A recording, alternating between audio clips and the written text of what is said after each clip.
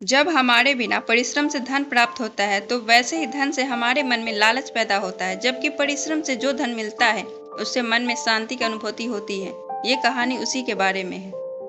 बनारस नगर में एक पंडित जी का विशाल आश्रम स्थित था, जहाँ वे अपने शिष्यों को आदर्शों से युक्त शिक्षा प्रदान करते थे।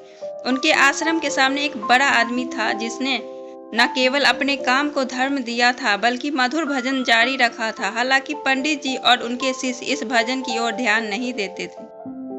एक दिन पंडित जी की गंभीर रूप से बीमार पड़ गए। बीमारी के कारण उन्हें शिक्षा देने में असमर्थता हो गई।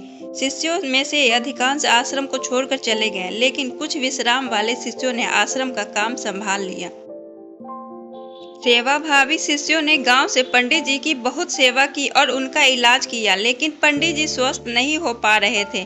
इसी दौरान उन्होंने भजनों पर ध्यान देना शुरू कर दिया। धीरे धीरे उनका ध्यान उनकी बीमारी से हटकर बधाई के भजनों की ओर मुड़ने लगा।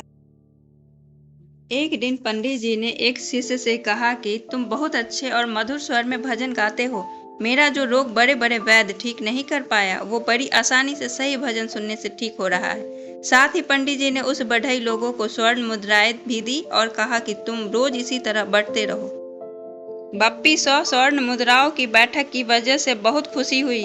बिना कड़ी मेहनत के उसे यह धन प्राप्त हुआ, जिससे उसे बहुत खुशी मिली।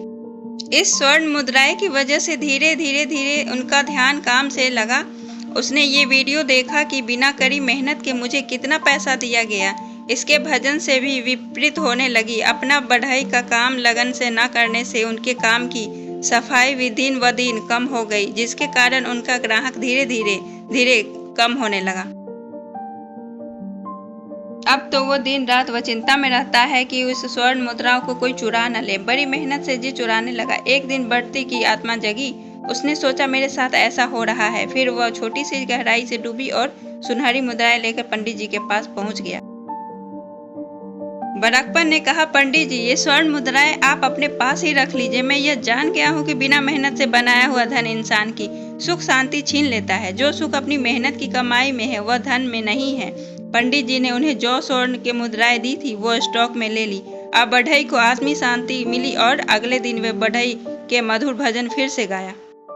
बिना परिश्रम से धन प्राप्त होता है, जबकि परिश्रम से धन आत्मिक शांति मिलती है। इसीलिए हमें सदा अपनी मेहनत की कमाई ही खानी चाहिए। अगर आपको हमारी स्टोरी आत्मिक शांति अच्छी लगी हो तो अपने दोस्तों के साथ भी शेयर करें और कमेंट में ज़रूर बताएं कि कैसी लगी हमारी स्टोरी।